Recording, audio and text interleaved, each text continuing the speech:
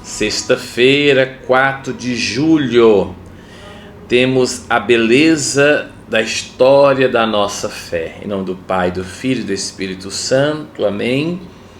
Temos aqui um momento no texto bíblico onde Sara vem a falecer e seu esposo Abraão vive a experiência do luto, chora pela partida de sua esposa e recebe a graça de ter ali a sepultura que está até hoje, a chamada sepultura dos nossos patriarcas, na cidade de Hebrom.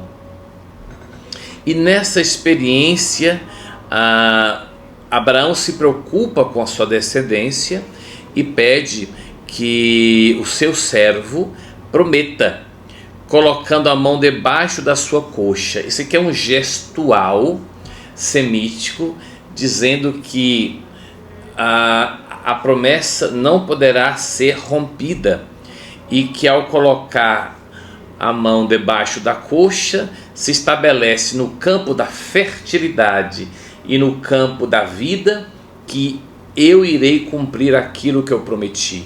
E o servo então faz isso e então se compromete a arranjar alguém aparentado para se casar com Isaac. E aí então há o encontro dos olhares entre Rebeca, que será então a esposa de Isaac, ambos se darão um ao outro em matrimônio e dessa união vai gerar filhos, quando então teremos a descendência de Isaac, que também será chamado de Israel. E Rebeca torna-se para Isaac o consolo ou o sinal do acolhimento que somente a mulher possui. Isaac amou então Rebeca, consolando-se assim da morte de sua mãe. O Salmo 105 então nos convida a dar graças ao Senhor, porque Ele é bom. Felizes os que guardam seus preceitos e praticam a justiça em todo o tempo. Lembrai-vos, ó Senhor, de mim, lembrai-vos pelo amor que demonstrais ao vosso povo. No luto, na dificuldade, nos problemas do cotidiano, nunca é inoportuno. Ao contrário, é sempre oportuno lançar a Deus. Lembrai-vos de mim, Senhor, lembrai-vos. Visitai-me com a vossa salvação, para que eu veja o bem-estar do vosso povo, e exulte na alegria dos eleitos, e me glorie com os que são vossa herança. Lembrai-vos, não tenha medo de dizer, lembrai-vos de mim.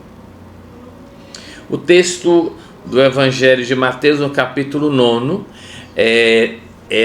para mim é um dos episódios mais lindos do texto dos Evangelhos, porque diz lá que Jesus viu.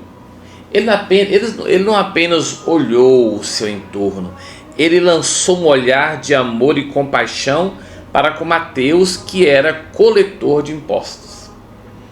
É bom lembrar que ser coletor de impostos era uma das piores profissões à época. Por quê?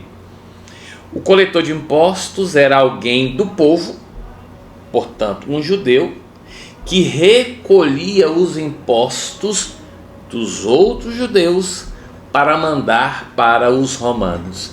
Então os judeus que eram conterrâneos do judeu coletor de impostos tinham raiva e dessa forma era tido como um pecador público. Mas nosso Senhor, que não vê as aparências, mas vê o nosso íntimo e entende que Ele não escolhe os capacitados, mas capacita os escolhidos, Ele viu esse homem chamado Mateus e disse a ele: segue-me. E o texto diz que ele se levantou e seguiu a Jesus.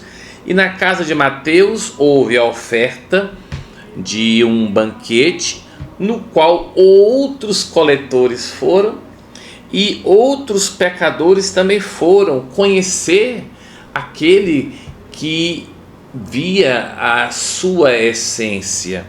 E muitos vão acusar Jesus, dizendo: ele não entende, ele não está vendo que ele está se sentando com cobradores de impostos e pecadores?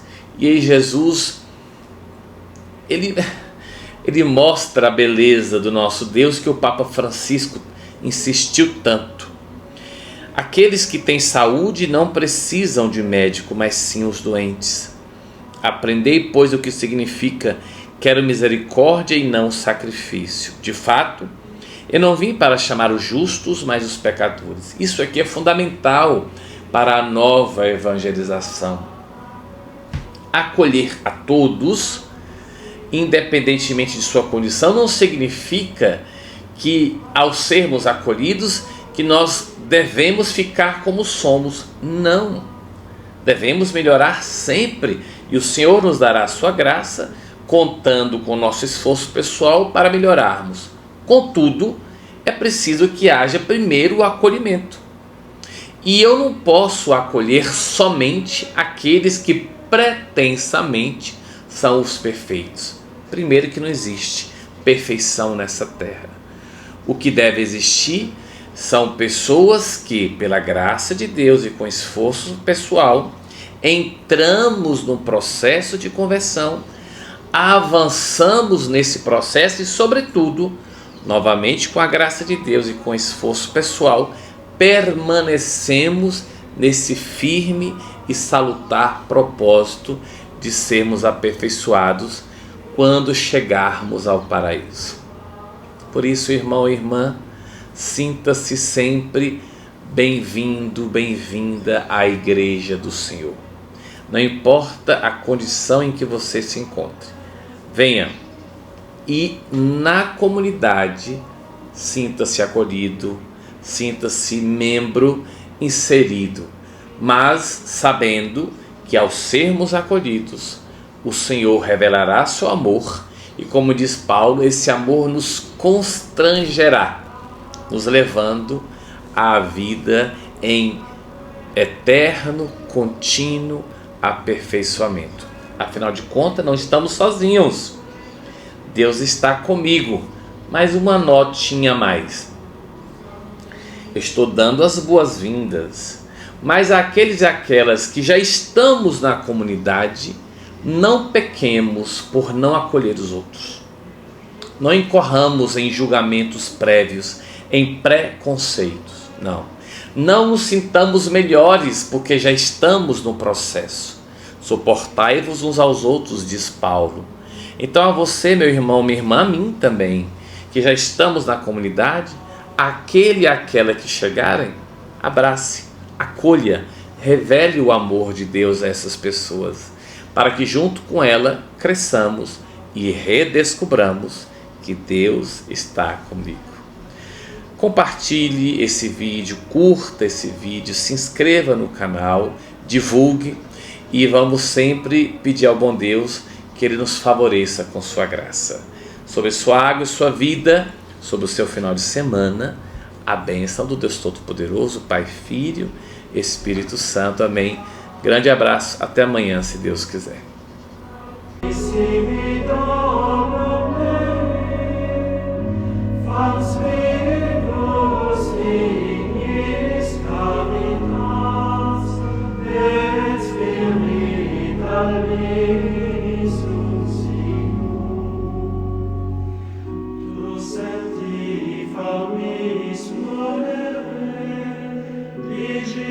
Pater,